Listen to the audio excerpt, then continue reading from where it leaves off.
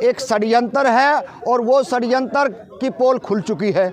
आज तो EVM hacking वाले भी आगे आगे हैं। वो चुनाव आयोग को सीधा का सीधा चैलेंज कर रहे हैं कि हमारे को चुनाव आयोग बुलाए। दिन की बजाय नरेंद्र मोदी जी ने इस देश के अंदर जवानों की बात करनी चाहिए, किसानों की बात करनी चाहिए, बेरोजगारी की बात करनी चाहिए, शिक्षा स्तर जैसे घट रहा है उसकी बात करनी चाहिए। कोरोना काल में कितना लॉस हुआ, कितने जनमानस की जानें गई, उन पे बात करनी चाहिए। इस देश के किसानों की जो आंदोलन करते हुए डेथ हुए उन पे बात करनी चाहिए। लेकिन वो बातें सारी छोड़ करके इनका एम है 2400 घंटे 12 महीने इस देश के अंदर बीजेपी आरएसएस का है कि चुनाव मूड में रहें और इस देश के जो लोग इनसे छूट के जाते हैं उनसे 4 गुना लोगों को जोड़ा जाए इस विचारधारा से।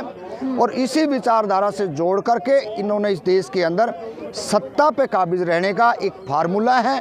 हम तो पूछना चाहते हैं नरेंद्र मोदी जी से कि इस देश के अंदर राम मंदिर से आगे 24 के अंदर अगर आपने नरेंद्र मोदी के जुमलों से अगर ऊपर नहीं आए तो आप लोगों का इस देश के अंदर भला करने वाला कोई नहीं आएगा। आज मौका है कि किसी भी तरीके से आरएसएस और बीजेपी हैं उनको गोधरा कांड भी याद है, बाबरी मस्जिद भी कांड है याद है, और नूह भी याद है, 2016 के हरियाणा के अंदर दंगे भी याद हैं, और बिहार यूपी के अंदर भी जितने जो दंगे हुए वो भी याद हैं। ये तो अब आम जनमानस ने सोचना पड़ेगा कि आपने अपने बच्चों को दंगाई बनाना है या इस देश का है। और इस देश की जनता को बड़े आसानी से कोई भी मदारी आए और वो इस तरीके के जुमलेबाजी में फंसा के ले जाए। राम मंदिर की बजाय नरेंद्र मोदी जी ने इस देश के अंदर जवानों की बात करनी चाहिए, किसानों की बात करनी चाहिए, बेरोजगारी की बात करनी चाहिए, शिक्षा स्तर जैसे घट रहा है उसकी बात करनी चाहिए। कोरोना काल में कितना लॉस हुआ, कितने जनमानस की जानें गई, उन पे बात करनी चाहिए। इस देश के किसानों की जो आंदोलन करते हुए डेथ हुए उन पे बात करनी चाहिए। लेकिन वो बातें सारी छोड़ करके इनका एम है 2400 घंटे 12 महीने इस देश के अंदर बीजेपी आरएसएस का है कि चुनाव मूड में रहें और इस देश के जो लोग इनसे छूट के जाते हैं उनसे 4 गुना लोगों को जोड़ा जाए इस विचारधारा से। और इसी विचारधारा से जोड़ करके इन्होंने इस देश के अंदर सत्ता पे काबिज रहने का एक फार्मूला है। हम तो पूछना चाहते हैं नरेंद्र मोदी जी से कि इस देश के अंदर राम मंदिर से आम जन को क्या मिलेगा। कांग्रेस सरकार थी तो इन्होंने स्कूलों के अंदर कटोरा दिया बच्चों को हाथों में, और बीजेपी ने वही कटोरा मंदिर के बाहर खड़ा करके दे दिया। भाई हम वंचित शोषित पीड़ित समाज के लोग, हाँ, हम ये पूछना चाहते हैं नरेंद्र मोदी जी, आप ओबीसी की बात करके सत्ता में आए थे और हमने खूब आपकी मदद करी, आपको वोट दिलवाए और आज उसका हम खामियाजा भुगत रहे हैं। ना तो हमारे को राजनीतिक हिस्सेदारी मिली है और ना ही कहीं सम्मान मिला है। यहाँ बात है सम्मान की। अगर सम्मान मिला होता तो आज जो है मूल पिछड़ा वर्ग के जो लोग हैं, जो ओबीसी के लोग हैं, जो माइनॉरिटी के लोग हैं, जो महिलाएं हैं, जो छात्र हैं, वो दुखी नहीं होते। आपने सिर्फ इस देश के अंदर हिंदू धर्म की बात करके, गाय गोबर की बात करके, दंगे फैला करके इस देश के अंदर राज करने की कोशिश आप कर रहे हो और कर रहे हो। तो यही है कि भाई ये देश के अंदर ज़्यादा दिन तक देखिए काट की आंडी नहीं चढ़ती है, और इन्होंने जो काट की आंडी चढ़ाई है ये 2 बार चढ़ चुकी है। आगे चढ़ने वाली है, देखिए तीसरी बार किसी भी कीमत में नहीं चढ़ेगी। ये आप भी देख लेना, हम भी देख लेना, क्योंकि बिहार के अंदर से जो जातिगत जनगणना का जो मामला आया है ये 2-3 राज्यों में तो उसको बुलाने में कामयाब हो चुके हैं। जब तक जातिगत जनगणना इस देश के अंदर नहीं होगी, वो जातिगत जनगणना का जो मामला है वो इनकी गले की फांस बनेगा। और ये हमारे लिए बहुत बड़ी बात है। आम जनमानस तक आपके माध्यम से हम यही कहना चाहते हैं कि आप जिसकी आस्था है आप रखिए। हम आपकी आस्था के साथ कोई खिलवाड़ नहीं करना चाहते, ना हम टिक्का टिप्पणी करना चाहते। हम तो इतना चाहते हैं कि भाई कम से कम आप लोग अपने हक अधिकार के पीछे, अपनी राजनीतिक हिस्सेदारी के पीछे तो कहीं कहीं बोल पड़े। अगर उसके पीछे अगर आप नहीं बोलोगे तो ये देख लेना, आने वाले जो आपके बच्चे हैं, आने वाली जो पीढ़ी है वो मजदूर बन जाएगी। और मजदूर का जिंदा जागता उदाहरण ये आप देख लीजिए, किसानों के साथ में क्या हुआ।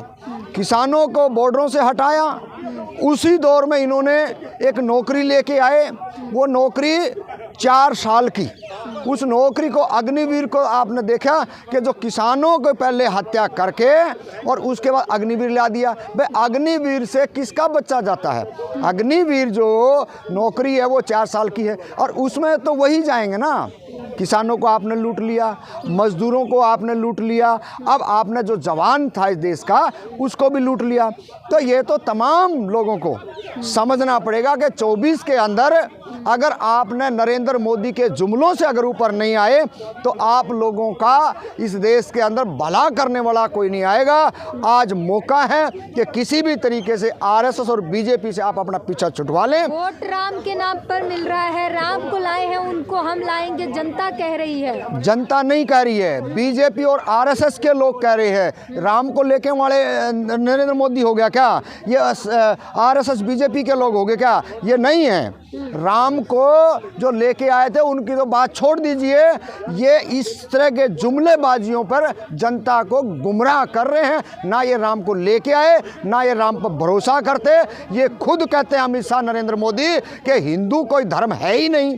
जब मैं तो उन मूर्खों को कहना चाहता हूँ जो लगातार अपने गाड़ियों के पीछे, अपने घर द्वार पे पीछे जो कथाकथित अपने आप हिंदू होने का नाटकबाजी, ड्रामेबाजी करते हो, अरे भाई कम से कम हमारी ना मानो, आप प्रधानमंत्री की मान लो, अमित शाह की मान लो, तो अपने जो सारे के सारे क्रियाकलाप हैं वो दूर हो जाएंगे।